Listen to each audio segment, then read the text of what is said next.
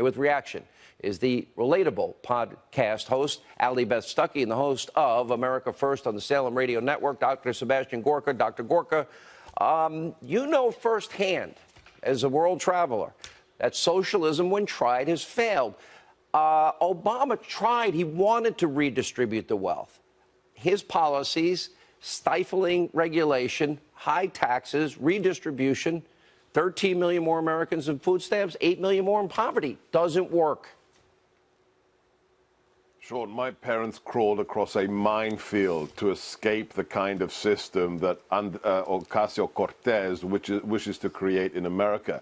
I think it's very telling that she has these latent totalitarian tendencies whereby she thinks the people's will in Venezuela should be ignored and Maduro's regime should be recognized. Can you imagine, Sean, if in the last 6 days the media had paid as much attention to Venezuela as they did to the fake news about the Catholic Covington schoolboys being racists? If they'd actually told the truth about Venezuela, nobody in America would wish what this woman wishes to put upon us. 40 countries have tried this system. It has all failed. Redistribution of wealth means you have to take it from somebody else first. Socialism is inherently dictatorial, and this woman, Ocasio-Cortez, wishes to see that in America. But it's all the Democrats now. It's Ocasio-Cortez. It is Nancy surrendered. Comrade de Blasio, Ali.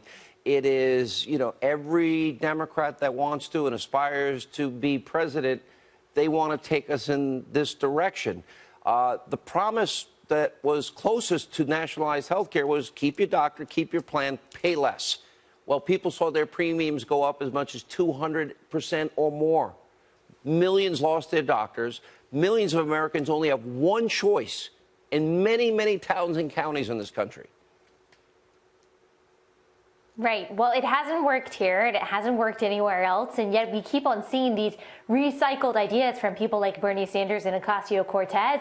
And like you said, they used to be on the fringes. We could kind of laugh at someone like Sanders or laugh at a 29-year-old who really knows nothing about politics. But when you see someone like Nancy Pelosi or a mainstream Democrat acquiesce to people like her, it really starts to worry you when the majority of the country seems to be leaning in that direction, specifically millennials, which is soon to be the biggest generation ever in our nation. But Nancy Pelosi understands that she has to acquiesce to the far left, radical, open border socialist Democrats, or else Democrats aren't going to stay in power because people are looking to people like Ocasio-Cortez and Bernie Sanders to be the future of this country, unfortunately. And Elizabeth Warren and her.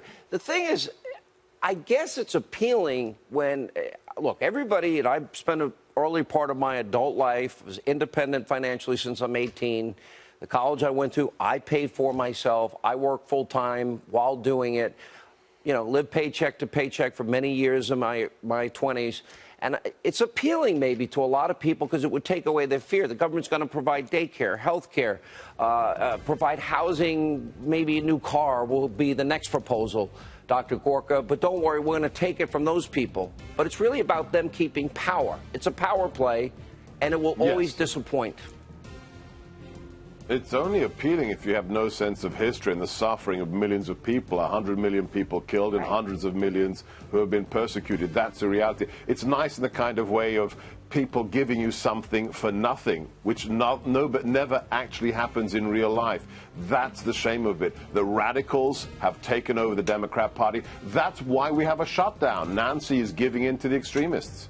All right. Thank you both for being with us.